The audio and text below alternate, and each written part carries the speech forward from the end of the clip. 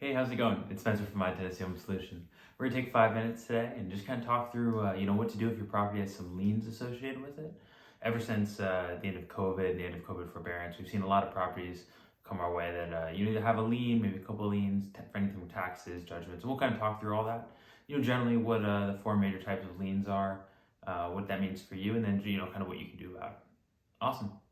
Okay, so first off, right? So a lien is a legal notice of an unpaid debt. There's four major different kinds: two consensual liens and two non-consensual liens. So we'll go with the consensual liens first, right?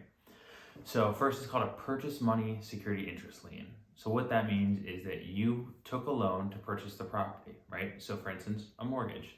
So a mortgage would be a purchase money security lien, right? Very simple, right? It's consensual. You entered into it. You borrowed the money and purchased the house, right? Consensual. All parties were on board. The second time is a non-purchase money security lien, right? Still consensual, but it's a non-purchase money. So what that means is you took the house that you now own and used it to borrow money, right? As a security to borrow a second little pool of money. So for instance, a second mortgage, right? You took a loan using the house as the security, which those are consensual liens. Now, your non-consensual liens, there's two major ones, right? Especially that we see in the Nashville area. First is your tax lien. Your second is a judgment lien. Right, so we'll talk about tax liens first. So tax liens usually arise from either an issue with the IRS, maybe you didn't pay your income tax, or some kind of issue there. It was an audit, maybe you owe a little bit more money, and they place a tax lien against your property. So to get that, you'll usually get something in the mail from the IRS, or we'll find it when we do the title search, right? Because it's against the title of the property. There's also state internal ones, right? If you don't pay your property taxes, or there's an unpaid tax associated with your property, and then if you don't pay that, then the local government will file a lien against that property. And then the fourth one that we've seen a little bit of, right, and might be your situation, is a judgment lien. So usually what that means is you were involved in a lawsuit that maybe didn't go your way, but you didn't necessarily have the cash in pocket or the liquid assets to pay the judgment, and so the court placed a judgment against your property in the form of a judgment lien. So what that means is if I'm sued for $100, I don't have $100. They'll take that lien, right, that money I owe, that judgment, and place it against the property. So instead of having to give $100, I owe $100 against that property.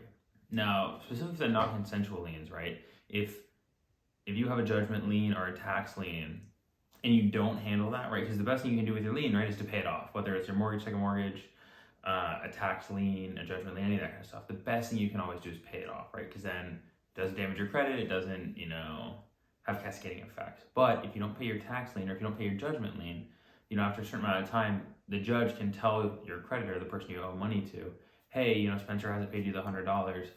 We're going to sell the property so you can get your $100 back because, I owe that person that $100. Now, usually for precedence, right, the order in which the liens were filed will be the order in which they paid off.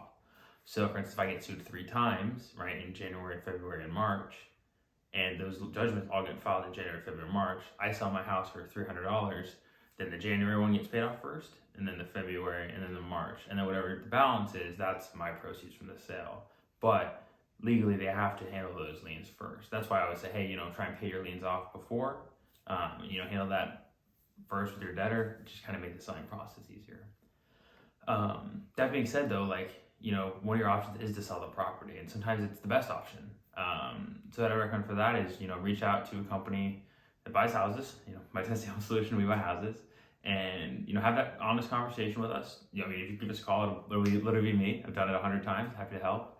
And we'll, obviously we'd be your advocate in this process. So we'll reach out to the title company. We have a really good relationship with the title company here in Nashville, and then across Tennessee.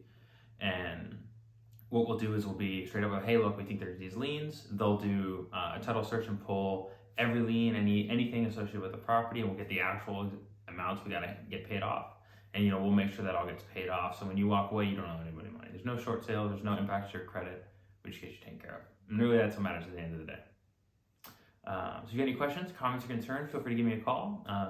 Shoot me a text, and happy to help. And looking forward to doing some great business with you guys. Appreciate it. Thank you.